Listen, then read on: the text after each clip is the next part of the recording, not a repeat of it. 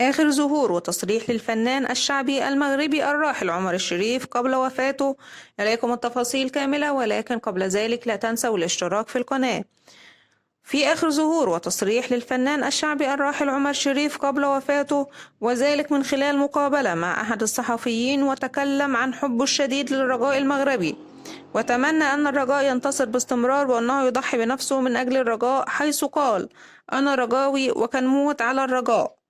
غيب الموت الفنان الشعبي المغربي عمر شريف في الساعات الأولى من صباح الثلاثاء في منزله بمدينة الدار البيضاء، وذلك في ظروف غامضة، الأمر الذي شكل صدمة كبيرة لجمهوره ومحبيه، خاصة أنه لم يتم التعرف عن سبب الوفاة حتى الآن.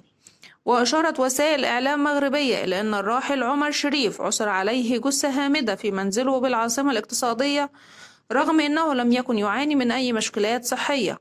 وعلى الفور توجهت السلطات الأمنية بمدينة الدار البيضاء إلى مكان الوفاة من أجل الوقوف على ظروف وملابسات الواقعة.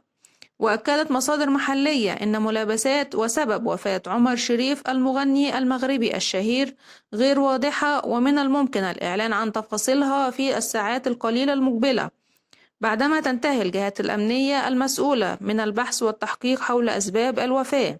وفي نفس السياق أيضا تحولت صفحات مواقع التواصل الاجتماعي فيسبوك في المغرب إلى سرادق عزاء لنعي الراحل عمر شريف، حيث عبر أصدقائه ومحبوه عن حزنهم الشديد وصدمتهم في رحيله المفاجئ. ويعد الراحل عمر شريف من ألمع نجوم الأغنية الشعبية المغربية، إذ اكتسب شهرة واسعة من خلال حضوره في السهرات الفنية والمهرجانات وإحياء حفلات الأعراس والمناسبات الخاصة في كل ربوع البلاد وخارجها. إنا لله وإنا إليه راجعون. وإلى هنا نكون وصلنا إلى نهاية خبرنا. دمتم في رعاية الله وأمنه، والسلام عليكم ورحمة الله وبركاته.